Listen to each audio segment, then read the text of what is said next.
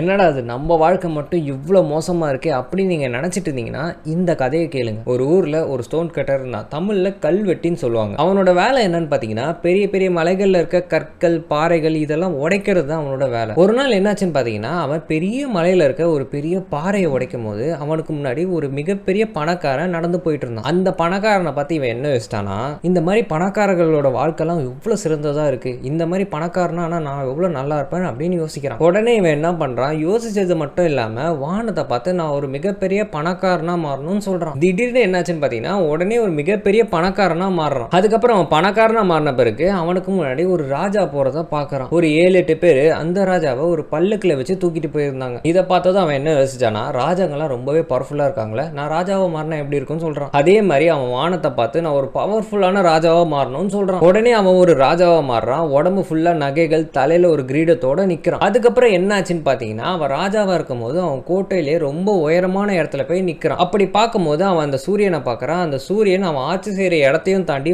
பல இடங்கள்ல அந்த சூரிய வெளிச்சம் பட்டுட்டு இருக்கு. அதுக்கப்புறம் அவன் என்ன யோசிக்கிறான்னா, எந்த ராஜாவா இருந்தாலும் சரி அந்த ராஜாக்களை விட இந்த சூரியன் தான் ரொம்பவே பவர்ஃபுல் அப்படின்னு யோசிக்கிறான். உடனே அவன் வானத்தை பார்த்து நான் ஒரு சூரியனா மாறணும்னு சொல்றான். உடனே அவன் மிகப்பெரிய சூரியனா மாறுறான். இந்த உலகத்துல அவன் வெளிச்சம் படாத இடமே இல்லை. அதுக்கப்புறம் ஒரு நாள் என்னாச்சுன்னு பாத்தீங்கன்னா சில மேக கூட்டங்கள் அவனோட வெளிச்சத்தை இந்த பூமியில படவிடாத மாதிரி தடுத்துருச்சு. உடனே அவன் என்ன யோசிக்கிறான்னா, இவ்வளோ சக்தி வாய்ந்த சூரியனோட வெளிச்சத்தையே அது தடுக்குதுன்னா அப்போ அந்த மேகம் எவ்வளோ சக்தி வாய்ந்ததா இருக்கும்னு யோசிக்கிறான். உடனே அவன் ஒரு மேகமா மாறணும்னு சொல்றான். அதுக்கப்புறம் ஒரு நாள் என்னாச்சுன்னு பாத்தீங்கன்னா ரொம்ப பயங்கரமா காத்தடிச்சு மேகங்களை நிலையா ஒரு இடத்துல இருக்க விடாம பயங்கரமா தள்ள ஆரம்பிச்சிருச்சு. உடனே அவன் என்ன யோசிக்கிறான்னா, இந்த மேகங்களை விட இந்த காத்து தான் ரொம்ப சக்தி வாய்ந்தது போல இருக்கு அப்படின்னு யோசிக்கிறான். அதுக்கப்புறம் அவன் உடனே மிக சக்தி வாய்ந்த ஒரு காத்தா மாறணும்னு சொல்றான். உடனே ஒரு காத்தா மாறுறான். அவன் காத்தா மாறின பிறகு எந்த விஷயத்தாலையும் அவனை தடுக்கவே முடியல. ஆனா ஒரு நாள் என்னாச்சுன்னு பாத்தீங்கன்னா அந்த காத்தையே ஒரு விஷயம் தடுத்து நிறுத்து. அதுதான் பாத்தீங்கன்னா மிகப்பெரிய அசைக்க முடியாத ஒரு மலை. ரொம்ப சக்தி வாய்ந்த காத்தா இருந்த அவனை இந்த ஒரு மலை தடுத்து நிறுத்தினதுனால அவன் என்ன யோசிச்சான்னு பாத்தீங்கன்னா,